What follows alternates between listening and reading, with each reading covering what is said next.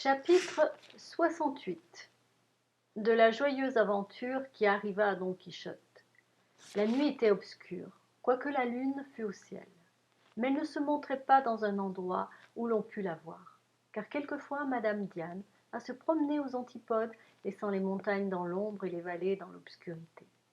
Don Quichotte paya tribut à la nature en dormant le premier sommeil, mais il ne se permit pas le second, bien au rebours de Sancho, qui n'en eut jamais de second, car le même sommeil lui durait du soir jusqu'au matin, preuve qu'il avait bonne complexion et fort peu de soucis. Ceux de Don Quichotte le tinrent si bien éveillé qu'à son tour il éveilla Sancho et lui dit: « Je suis vraiment étonné, Sancho, de l'indépendance de ton humeur.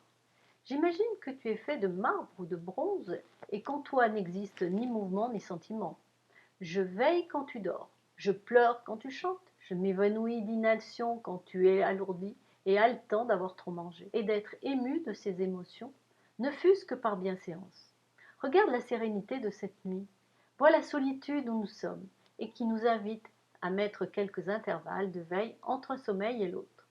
Lève-toi au nom du ciel, éloigne-toi quelque peu d'ici, puis avec bonne grâce et bon courage, donne-toi 300 ou 400 coups de fouet à compte et à valoir sur ceux du désenchantement. Non pas en venir aux mains avec toi, comme l'autre fois, car je sais que tu les as rudes et pesantes. Quand tu te seras bien fustigé, nous passerons le reste de la nuit à chanter. Moi, les mots de l'absence, toi, les douceurs de la fidélité. Premier début de la vie pastorale que nous devons mener dans notre village. Seigneur, répondit Sancho, je ne suis pas chartreux pour me lever au beau milieu de mon avantage qu'on puisse passer tout d'un coup de la douleur des coups de fouet au plaisir de la musique.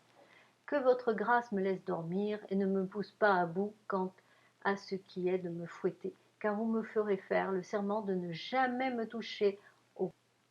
Ô âme endurcie, s'écria Don Quichotte, ô écuyer sans entrailles, ô pain mal employé et faveur mal placée, celle de faire.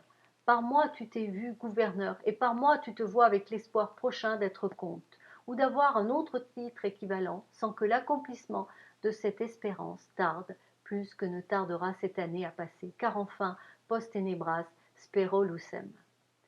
Je n'entends pas cela, reprit Sancho, mais j'entends fort bien que, tant que je dors, je n'ai ni crainte, ni espérance, ni peine, ni plaisir. Béni soit celui qui a inventé le sommeil, manteau qui couvre toutes les humaines pensées, mais qui ôte la faim, eau qui chasse la soif, feu qui réchauffe la froidure, fraîcheur qui tempère la chaleur brûlante, finalement monnaie universelle avec laquelle s'achètent toutes choses et balance où s'égalisent le pâtre et le roi, le simple et le sage. Le sommeil n'a qu'une mauvaise chose, à ce que j'ai ouï dire, c'est qu'il ressemble à la mort, car d'un endormi à un trépassé, la différence n'est pas grande. Jamais, Sancho, reprit Don Quichotte, je ne t'ai entendu parler avec autant d'élégance qu'à présent, ce qui me fait comprendre combien est vrai le proverbe que tu dis quelquefois, non avec qui tu nais, mais avec qui tu paies. Ah ah, seigneur, notre maître, répliqua Sancho, est-ce moi maintenant qui enfile des proverbes? Pardieu, votre grâce les laisse tomber de la bouche deux à deux bien mieux que moi. Seulement, il doit y avoir entre les miens et les vôtres cette différence, que ceux de votre grâce viennent à propos, et les miens sans rime ni raison. Mais au bout du compte, ce sont tous des proverbes. Il en était là de leur causerie quand ils entendirent une sourde rumeur et un bruit aigu qui s'étendait dans toute la vallée. Don Quichotte se leva et mit l'épée à la main. Pour Sancho, il se pelotonna sous le grison et se fit de côté et d'autre un rempart avec le paquet des armes et le bas de son baudet, aussi tremblant de peur que Don Quichotte était troublé. De moment en moment, le bruit augmentait et se rapprochait de nos deux poltrons, de l'un du moins, car pour l'autre on connaît sa vaillance. Le cas est que des marchands menaient vendre à une foire plus de 600 porcs et les faisaient cheminer à ces heures de nuit. Tel était le tapage que faisaient ces animaux en grognant et en soufflant qu'ils assourdirent Don Quichotte et Sancho sans leur laisser deviner ce que pouvait être. La troupe immense et grognante arriva pêle-mêle et sans respecter le moins du monde la dignité de Don Quichotte ni celle de Sancho. Les cochons leur passèrent dessus, emportant les retranchements de Sancho, et roulant à terre non seulement Don Quichotte, mais encore Rosinante par-dessus le marché. Cette irruption, ces grognements, la rapidité avec laquelle arrivèrent ces animaux immondes, mirent en désordre et laissèrent sur le carreau le bas, les armes, le grison, Rocinante, Sancho et Don Quichotte. Sancho se releva le mieux qu'il put et demanda l'épée à son maître, disant qu'il voulait tuer une demi-douzaine de ces impertinents messieurs les pourceaux pour leur apprendre à vivre, car il avait reconnu ce qu'ils étaient. Don Quichotte lui répondit tristement: Laissez passer, ami, cet affront est la peine de mon péché, et il est juste que le ciel châtie le chevalier rend vaincu en le faisant manger par les renards, piqué par les guêpes et foulé aux pieds par les cochons. Est-ce que c'est aussi un châtiment du ciel, répondit Sancho, que les écuyers des chevaliers vaincus soient piqués des mosquites, dévorés des poux et tourmentés de la faim?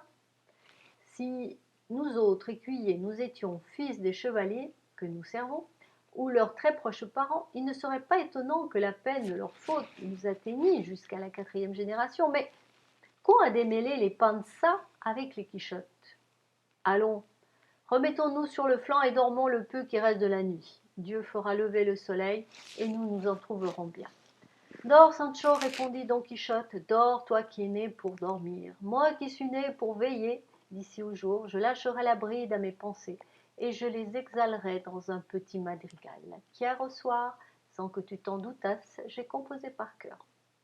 Il me semble, répondit Sancho, que les pensées qui laissent faire des couplets ne sont pas bien cuisantes, que votre grâce versifie tant qu'il le plaira. Moi je vais dormir tant que je pourrai.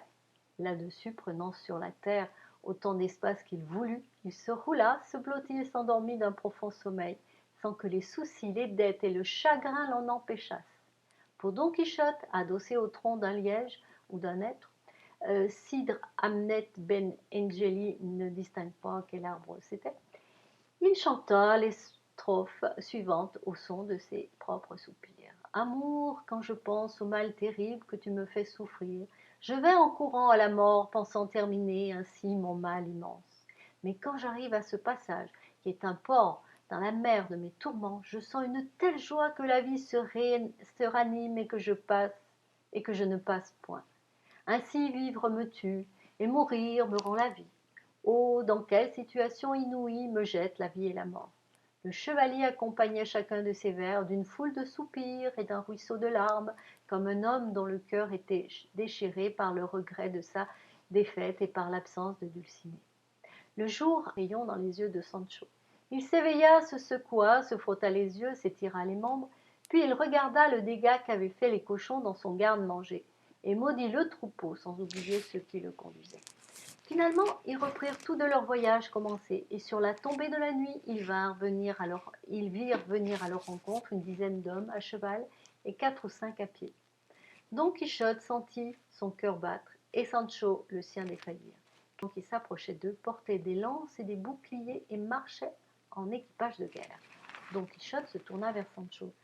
Si je pouvais, ô Sancho, lui dit-il, faire usage de mes armes, et si ma promesse ne me liait les mains, cet escadron qui vient fondre sur nous serait pour moi pain béni.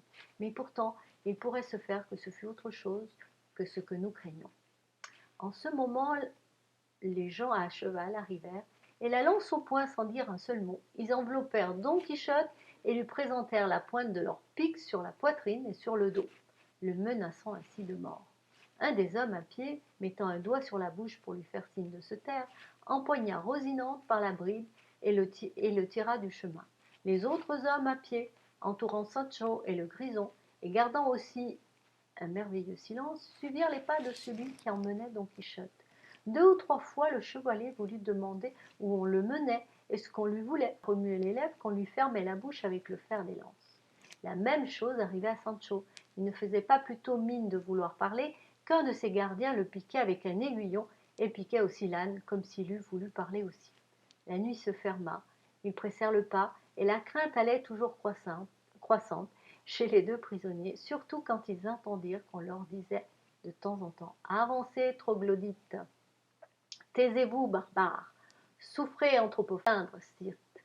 Fermez les yeux, Polyphème, meurtrier, lion dévorant, et d'autres noms semblables dont on écorchait les oreilles des 2 malheureux maîtres et valets.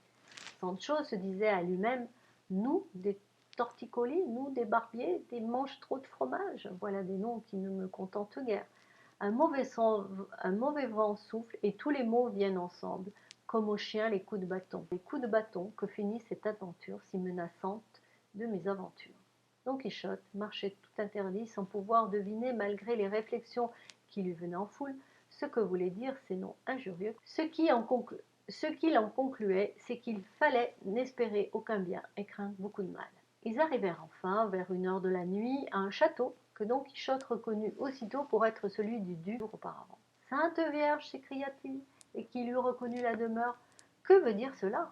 En cette maison tout est courtoisie, bon accueil, civilité, mais pour les vaincus, le bien se change en mal et le mal en pire.